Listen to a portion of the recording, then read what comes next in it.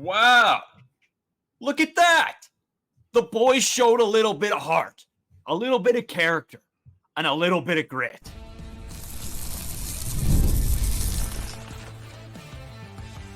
You are Locked On Blue Jays, your daily Toronto Blue Jays podcast. Part of the Locked On Podcast Network, your team every day.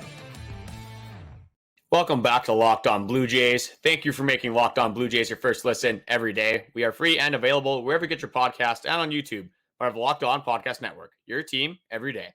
Today's episode is brought to you by Monopoly Go. I know we talk a ton about Monopoly Go. It is awesome. This fast-paced game lets you team up with your friends for tournaments to unlock awesome prizes like unique stickers for trading, cool playing pieces, and hilarious emojis for taunting your friends. So download Monopoly Go now free on Google Play and the App Store. I'm Braden Iwasco. He's Carter First. You can find us on Twitter, Braden5Iwasco, Carter First 2. We just want to sort of let you guys know we are headed to Toronto May 17th to the 20th. Take a look out for us there. If you see us, come over, say hi, talk some Blue Jays. We are going to be doing a bunch of stuff down there. We're going to have some content. We'll ask you guys some questions, throw you guys up. We're going to make a whole video out of it. It's going to be fun. As well, we want to thank you guys for the amazing support as of late. You guys have been killing it here on YouTube and across all the platforms, especially TikTok, Instagram, Reels, or whatever. You can find us there at Locked On Blue Jays. The subscribers are going up, the views are going up. Everybody seems to be pretty dialed in with their Blue Jays feelings right now. And wherever else you listen to podcasts, it really helps out. We appreciate it tons. And the Blue Jays get a 5-3 victory, a game that I didn't honestly going into it think that that the Blue Jays had a chance, to be honest, facing Arizona. But they come out of it with the W and a bunch of big performances. Carter, what is your big takeaway from today's baseball game? Or yesterday's? I think it's me and you banding together. We tried to will the Toronto Blue Jays to a series split. That's all we wanted. Obviously, Philly, one of the best teams in the league at home. The Blue Jays snapped their 11-game home winning streak. Just the offense shows up a little bit today. You get 12 hits out of this offense. That's not something you see every day, especially from this Toronto Blue Jays offense. Chris Bassitt, another great start. This is more typical Toronto Blue Jays baseball, more of what we're used to. Pretty good defense, great pitching, and a mediocre offense. I would say today even better than a mediocre offense. It would be nice if we scored more than 5 runs, getting 12 hits on the board. But, I mean, I have nothing to complain about for the Blue Jays team today. We just got to get some consistency. I'm not taking this game with anything more than face value. We won the game. That's great. But we got to show some consistency. We got to play a consistent baseball and continue to score runs and produce offense. Yeah, I can't stand when – within the Blue Jays media, somebody goes and is super, super hard on the team like we were in yesterday's episode. We were hard, to say the least. We were down in the dumps. We were destroyed. Then they get a win, and then everything's peachy and whatever. No, we're not going to act like this is all fixed because of one win. This could be a fluke win. Who knows? We'll see what happens. But I think if you look at everything, how today's game was played, this is what the Toronto Blue Jays want to look like. I think, adding a couple more runs would be great, but overall, just in its entirety, this was a great game. Chris Bassitt goes 6 1/3, 3 hits given up, 2 runs, 6 strikeouts, 2 walks. This is a great game from him. The bullpen did their job. Jordan Romano scared us to death as usual. And I got to give Vlad his flowers today. He went 3 for 5 today, and you know what? The at-bats looked better, and I think we've seen a little bit of an upward trajectory for Vlad. He's the one guy out of him, Bo, and George that we've actually seen more, positivity from, I want to say. And there's something with Vlad I want to get into in probably the next segment, which I will bring up. But Carter, just Vlad's game, how did you feel about it today? Yeah, Vladdy's hitting the ball hard. He's looking good at the plate. Again, I want to see more power from him. I'm sure a lot of other Toronto Blue Jays fans want to see more power from him. But with how lackluster this offense has been, any hits we're getting, any time that these players can get on base, I'm going to take it. Vladdy gets an infield hit. He goes 3 for 5, hammers 2 singles as well. Obviously, Vladdy, when he hits the ball, he always hits the ball hard. You just got to get it in the air. Again, I'm taking line drives. I'm all right with that. It's as long as he's not hammering the ball into the ground, that's his biggest thing. Kevin Kiermaier, great day today as well. I think 3 for 4. David Schneider, another 2 for 3. Casual day for him. The offense looked good. It's led by Vladdy. Hopefully, Bo Bichette and George Springer can learn from Vladdy. Maybe not even Vladdy necessarily. Maybe Danny Jansen, David Schneider, Justin Turner, those type of players. But Vladdy is starting to come around a little bit. He's hitting over 300 in his last 7 games. I'm not going to go too statistical this episode as we do an off the tomorrow. We're going to break down all the stats, all these players. In totality, there's an interesting Bo Bichette, George Springer stat. If you want to check that out early, I did make a TikTok /reel/ wherever we always post all of these short videos. So if you want to sneak peek into that, I already have it posted. But with this offense, if Vladdy can pick it up, that's one of the key players you need in this offense to figure it out. So Vladdy having some consistent at-bats, producing consistent offense is a great thing to see for Blue Jays fans.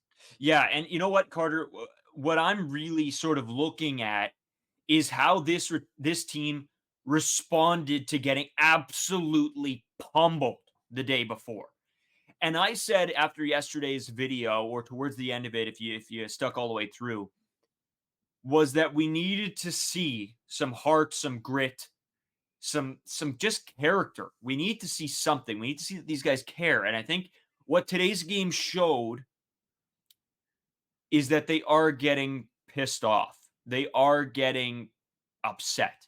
And the other good thing is I want to bring up is that John Schneider said in the media today, or yesterday, sorry, that Bo Bichette and George Springer calls them out by name, saying that they need to step it up. They need to be better. And I mean, I think this could have been said weeks ago. But I think it is good from a perspective, and maybe it's because all of us as fans have been calling for some change, something at this point. And I think John Schneider has finally given the media what we sort of wanted. As well, the team had a team meeting. I'm not sure if it was yesterday or the day before. It's a little bit unclear from this is straight from Hazel May. It was before today's game. That's the main thing here. Yeah. It was before, yeah. So obviously, I think John Schneider, and I don't know if it was John Schneider, I don't know if it was everybody, I don't know who was in the room, but maybe it's putting some stuff into perspective here. And maybe that the team realizes that, hey, if this keeps on the trajectory that we're on, things aren't going to end very well. And I think maybe something finally clicked in some of these guys where they have to start caring about every game. We care about every game. You guys all care about every game. It just sometimes doesn't feel like these players necessarily care about every single ball game. Today, they showed that. They showed the heart. They showed the character. They showed the willingness to bounce back and to fight. And so that was the biggest takeaway for me today. Not necessarily the hits or whatever, because, I mean, it's tough to say if the consistency is going to be there. But I think overall it shows that they have the ability to bounce back and fight back. Oh, 100%. You kind of unloaded a few points there, so I'm going to try to remember to respond to everything you said, but I'm going to start with this. Toronto Blue Jays have the 8th highest payroll in baseball. This season, there aren't a ton of free agents, Yusei Kikuchi, Danny Jansen being the main ones, but this window is closing, and it's closing very quickly. You have Vladdy, you have Bo Bichette, you have multiple superstars in the following season, 2025, that are set to hit free agency. So the window's closing, and you start the season 16-20. Now we are 17-20. There's no time to have a slow start here. There's no time to debate on whether this team has the ability to win now or not. You're running out of time. You're running out of a window. And that's why there's been so much talk about maybe the front office does blow it up. Maybe you don't see Bo Bichette in a Blue Jays sweater next season. Maybe Vladdy's gone. So again, this team had a closed door meeting clearly to kind of give them a kick in the butt, because I guess finally they internally realized, I guess it's obviously been happening for a long time. These players know they're not performing up to their standards, but the fact that they finally had this meeting, finally hopefully got on each other, held some people accountable, because this has been ridiculous to start the season. But what I was going to say as well is you bring up that John Schneider quote, calling out George Springer and Bo Bichette.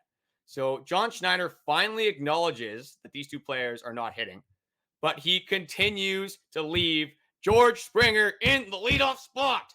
And I can't, it makes me so upset and so mad, because you watch the same thing over and over again, every goddamn game, and he doesn't change it. And he knows that George Springer's not hitting. Is he magically going to have a dream about how to fix his swing and just start producing? Like, he's struggling. Why not move him down in the order? And he's right. These two players need to get going for this team to be good. but they're not going right now. So why are you leaving him at the top of the order just to it's a black hole in your first lead, in your first spot of the batting order, the guy that's getting the most at bats on the team. It infuriates me talking about it every single time, and he continues to do nothing about it. Yeah, you're right. You're bang on. And me and you've talked about this. The fans, everybody that's commenting on our videos, our posts, are all saying the same thing. Why in God's name is George Springer still hitting number one? I would, honest to God, just like an answer at this point. If John Schneider came out and said, this is why this guy's here, maybe I give it a little bit of a break. Maybe. I don't know. But we haven't heard a thing. It's just, he's just leaving him there. You move Bo Bichette today, but you don't move George Springer. I don't understand why. I just realized we're both wearing Vancouver Canucks jerseys. Go Canucks, go. Sorry, just popped into my head. A little bit of ADHD or whatever. John Schneider, overall, I don't understand. You know what? I got to commend him for going out and moving Bo Bichette. I have to commend him for that.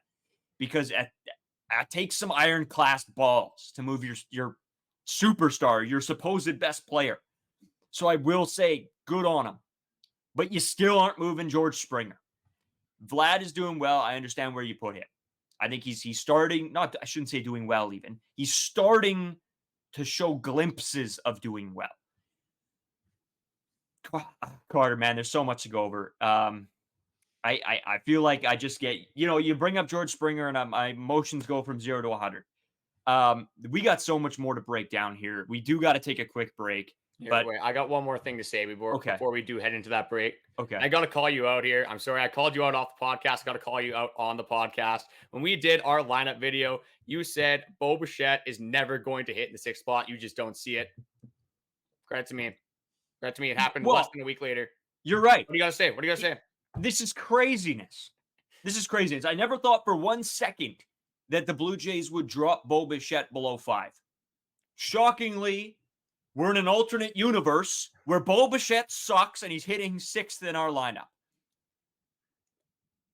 Great. I agree with it. He should probably be hitting 9 right now. But yeah, it blows my mind a little bit. And Carter, I know. God, we got so much to talk about again. It's today's game is a small component of a long season that it feels like it's been already. We're going to take a break. We'll be right back and we'll continue on. Mother's Day is coming up quickly, and if you have not already, you should start thinking of some gift ideas to show your mother how much she means to you. Whether it's flowers, gift cards, self-care essentials, or a gift specific to your mom's interest, DoorDash makes the delivery process a breeze. Pair flowers with a gift card so she can celebrate any way she wants. Is she a bookworm? Try a bookstore gift card. Does she love a good latte? Get a gift card to her favorite coffee shop. You really can't go wrong with DoorDash. Get thoughtful gifts she deserves with the convenience you need. Choose same-day delivery or schedule a week ahead for when flowers and gifts should arrive to her door with DoorDash. Get all your Mother's Day gifts all in one place and get 50% off your next order, up to $15 when you spend $15 or more on your next flower, convenience, grocery, or retail order now with code LOCKEDONMLB. That's LOCKEDONMLB. Order using DoorDash today. Terms apply. Today's episode, of course, brought to you by Monopoly Go. I know. We talk about this game all the time, but all of us play it. All of me, Carter, our friends, all of Locked On, we all play, and it is a great time. You can team up with your friends for time tournaments where you work together to build up each other's boards. The more you win together, the more awesome prizes you unlock. And there's so much to get. Unique stickers you can trade with friends to complete albums for big prizes, cool new playing pieces to travel the boards with, and hilarious emojis for taunting your friends when you smash their buildings or heist their vaults. Plus, Monopoly Go feels new and exciting every day with constantly changing tournaments and challenges. A ton include their own unique mini games, and there's always new timed events that help you win big, like massive multipliers for everything you win or rent frenzies. There's always something fun to discover in Monopoly Go. So get off the bench and go download it for free on Google Play or the App Store. All right, Carter. So we've talked a little bit. We've given our feelings on the sort of entirety of the game. One big thing I want to get into, and I think it's been a sort of a sore subject for Blue Jays fans, but I think it's important to get into because we've gotten a lot of comments about it, and that is Jordan Romano. How, when this guy gets into the ball game, I know we like to make jokes about the classic Jordan Romano, giving up a run, giving up 2 base hits, loading the base, whatever it is. At what point do you somewhat get concerned? Because yes, he's getting the job done, but maybe if it's a 1-run ball game and he comes in, are you terrified? Well, and that's what some people are saying. They're saying that he leads the league in saves. He's usually up there in saves. He has one of the best save percentages in Blue Jays history. They're saying that this is all because when he comes in, he usually has a few runs of cushion. Jordan Romano this season, I think he might have one save. That is a 1-run save. A lot of these outings, he has 3 runs to work with, and he is using every single run he has. In this last outing specifically, it's a 5-2 game. He's giving up a ton of hits, and then Whit Merrifield is up to the plate with an opportunity to hit a single and drive in 2 more runs to tie the game.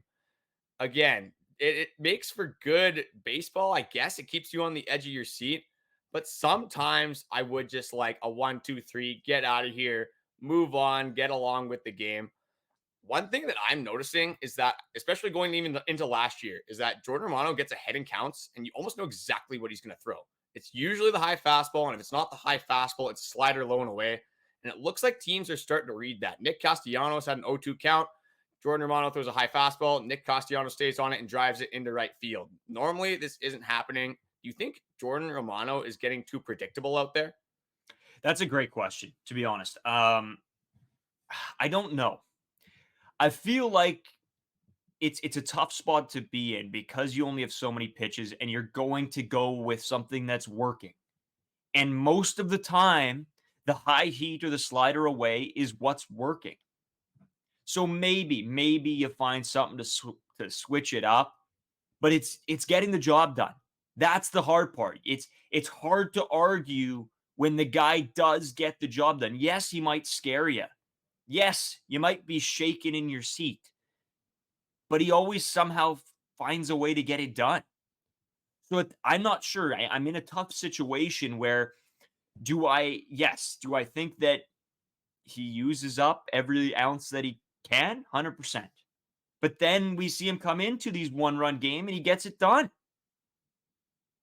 So at the end of the day, I don't know which side I stand with. I think I'm a little bit hesitant to say anything bad about him because he's given me no reason to say anything bad about him. That's where I want to stand because at the end of the day, there's a lot of negatives going on with this baseball team right now. And I feel like when the guy is coming in and doing his job, instead of looking at it as a negative, we have to look at it as he's still getting the job done. Statistically, he's one of the best relievers in baseball. Yeah, he might scare you, but he's one of the few guys on this team that come out. You can almost guarantee it that he's getting the job done. So as much as fans and maybe, fans of other teams want to say that he's a fraud, we've heard that thrown around a couple times lately. Me and you personally have heard that. He's getting the job done. I don't know how many times I need to say this, but look back over his outings. The guy does the work. He comes in and he does exactly what you expect of him every single time. So I can't really argue with him. If he starts blowing saves or stuff like that, then come back to me with that and maybe. But as of right now, I stand with Jordan Romano. I have to. I have to have hope somewhere, Carter. I can't be negative all the time. Yeah, at the end of the day, like you said, he is getting results, but I did pull up his baseball savant as we were talking about this, and I don't want to get too much into stats, but this is frightening, man. An expected ERA of 8.03, an expected batting average of 0.324. At some point, you're going to have to think it's going to catch up to him. And just going over his start today, Alec Boehm singles to center field. Brandon Marsh hits into a force out at shortstop. Bo Bichette almost threw that play. I was really worried that was not going to be an out. Then I already went over the Nick Castellanos single to right field. Then Bryson Stott double to deep right, which puts the tying run on second base. Then he does get a pop-up from Cody Clemens, and then Whit Merrifield obviously gets an out as well. but it's been rocky to say the least for Jordan Romano. And I think you're right in a sense where if he's going to continue to get these results, I don't think you can really say anything because at the end of the day, if the Blue Jays are winning when he's pitching, I'm not going to say anything bad because the Blue Jays are struggling to get wins. If he's providing them wins, you can't really get too upset about it. But at the same time, I'm almost thinking this is a ticking time bomb that might explode in our faces coming up. Because with the Toronto Blue Jays schedule, it's not going to get a whole lot easier. We got the Minnesota Twins, we got the Baltimore Orioles, we got the Tampa Bay Rays, which we will be in attendance for. And I'm really hoping that the Blue Jays can pick this up. But with Jordan Romano, again, I'm kind of 50-50 on it because he is getting the results, but everything is pointing negatively to Jordan Romano. He has a hard hit percentage of 50%. That's not going to end up playing well. When people are hitting the ball hard, it's not usually going to end up in your favor. So Jordan Romano, he does have the opportunity to kind of get his stuff back. He does look a little bit shaky out there. His fastball velo looked like it was a little bit down today. That wasn't really hitting 99 or 100 at all. But with Jordan Romano, with a bullpen that is completely injured right now, completely just worn out, Jordan Romano getting it done, getting a win for the Blue Jays. I'm not going to say anything too bad about it. Yeah, and like I said, this is a old quote. Everybody's used it forever. You don't argue with success, right? He's had success. So, and for how many years he's had success. This isn't a this year thing, right? This is going back seasons. And that's the difference. If this was strictly this is his first year playing really well, then maybe I'd take a look deeper into the stats. But again, this is an eye test thing. This is a gut thing. It's, do you trust this guy to get the job done? And so far, my gut's telling me to trust this guy. And that's just me. You guys might have your opinions on Jordan Romano. And if you do, let us know. I'm happy to hear you out. But I will also say, look at the games he's coming into. The Blue Jays are winning those games. And yeah, it might not be, it might not be by a 3-run or 4-run lead. It might be by a 2 or 1-run lead. But a win's a win. And that's all we can take right now. Yeah, you can't hate on Toronto Blue Jays wins. But he's just worrying me, man. Like Eric Swanson, one of the most reliable pitchers on the team last season, horrible start. Tim Meza, one of the most reliable pitchers on the team last season, horrible start, albeit he had a great day today. Jordan Romano, one of the most reliable pitchers on the team last season, struggling off the start. This bullpen is supposed to be really good for this team. I get they're overworked. I get there's a lot of injuries. But I am getting a little bit worried about this bullpen, especially with how lackluster our offense is. So I guess this is kind of just a wait and see game. Hopefully Jordan Romano can kind of figure it out.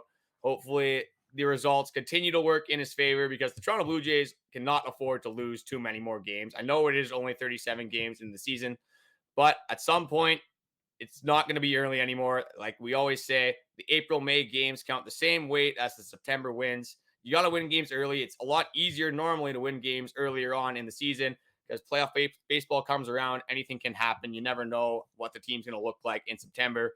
Who knows? Maybe we get there and George Springer continues to look like a bum. Bo Bichette continues to just struggle at the plate.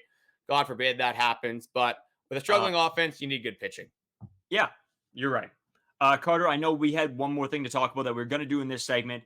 We're going to take a quick break and come back with that because we don't have games to tee up today. We don't have anything to look forward to. We're going to give you a little bit of a taste of what our plan is for tomorrow for the off day. We've had this idea sort of rumbling around in our heads. We'll get into that next segment. And Carter, I was getting there today. Okay. All right. All right. This guy. And of course, we're going to get into Carter's last thing that he wants to bring up, give you guys a little bit of a look ahead to Friday. And of course, Carter, since you did remind me, where should people check out? I can never tell if you actually remember or not because you always end your segments the same way. It's the cadence. And you just kind of throw it in at the end. I can't really tell, but I'm going to take this opportunity to throw it over to the 24/7 Locked On streaming channel, either Locked On Sports Today or the Amazon Fire TV's channel app. NFL playoff or NFL free agency. I always mix these up for some reason. NBA playoffs, college sports, you name it. It's all going to be on either of these channels, whatever is more convenient for you. We're going to get into our Toronto trip and some other random information coming up. Today's episode is sponsored by PrizePicks. PrizePicks is the largest daily fantasy sports platform in North America. They are the easiest and most exciting way to play fantasy sports because it's just you against the numbers. Instead of battling against thousands of other players, including pros and sharks, you pick more than or less than on 2 to 6 player stat projections and watch the winnings roll in. PrizePicks is simple to play. I can make my selections in as little as 60 seconds. Obviously, the day the episode comes out is Friday. No Jays game, but we are recording this podcast, if you can't tell, during the Canucks game. So me, Braden, and a couple of our other buddies have just some bets on who we think is going to score the first goal of the game. I am rolling with Brock Besser. We got some chugs on this, so I figured I'd make a little bit of money as well. So I also hammered more than on Brock Besser goals, and I'm also going more than on shots for JT Miller. We need a Canucks win. Hopefully it happens. Everyone is writing us off. We're going to have to see what happens, though, with this series.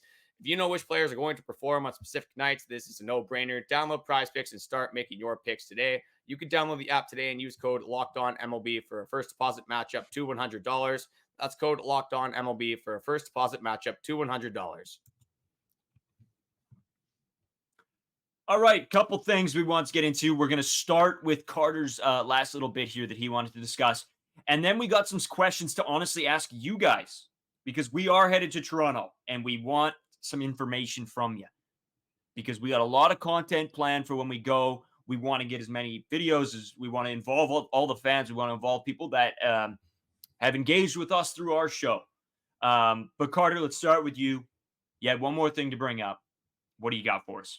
Yeah, just one last thing about this second Phillies game. One thing I noticed in the 8th inning is that obviously, as all Blue Jays fans know, this offense is struggling to score runs.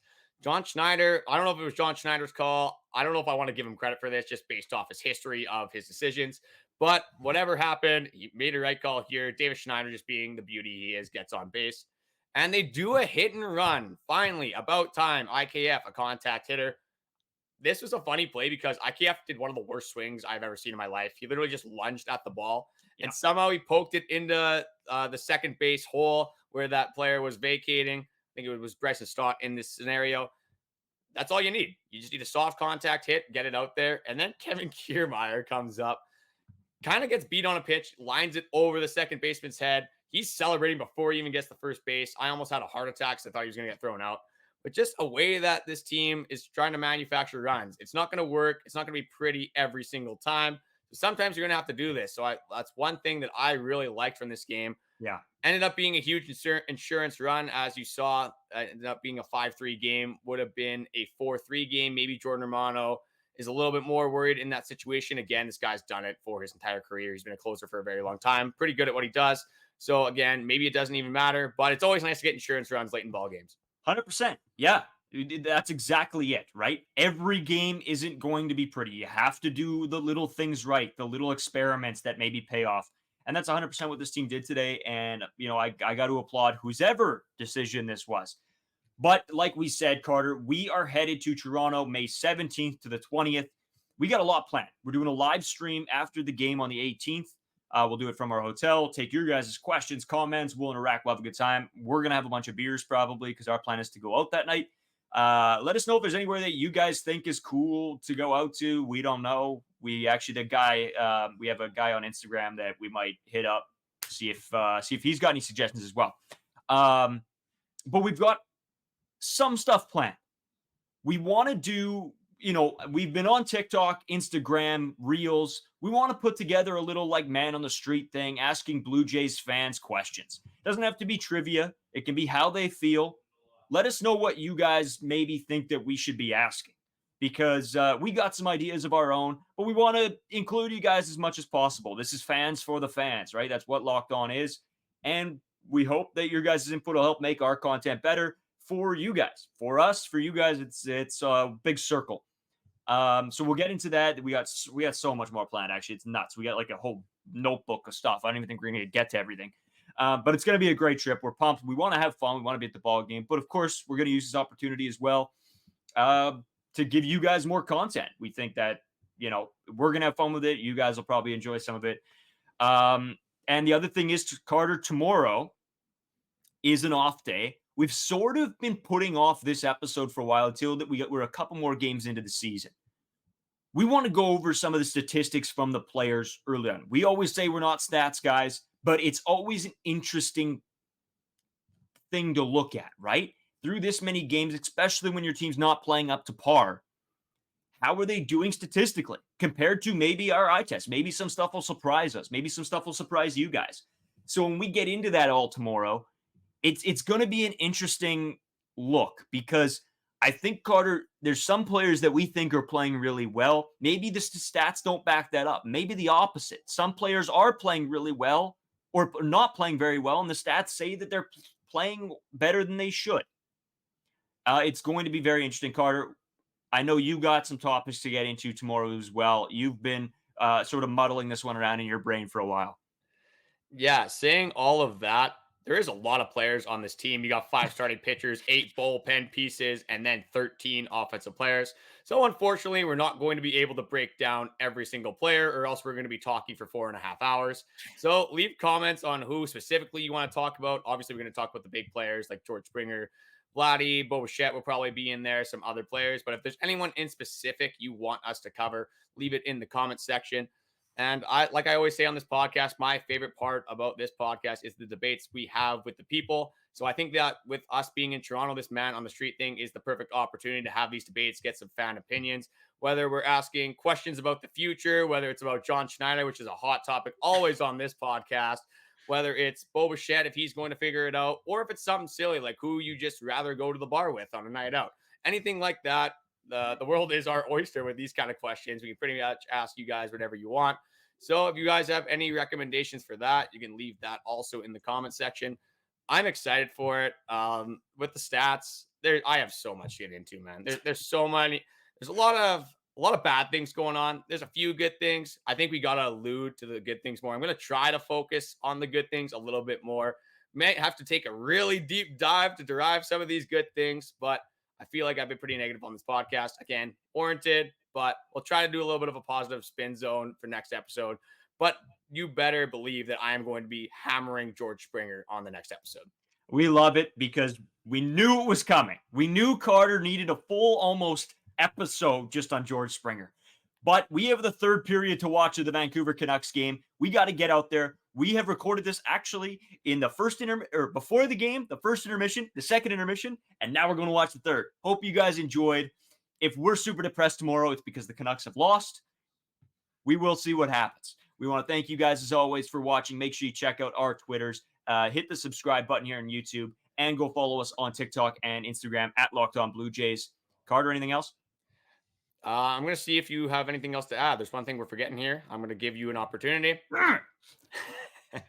Make sure you guys check out the Locked On 24/7 streaming channel. You can find that on YouTube or the Amazon Fire TV's channels apps.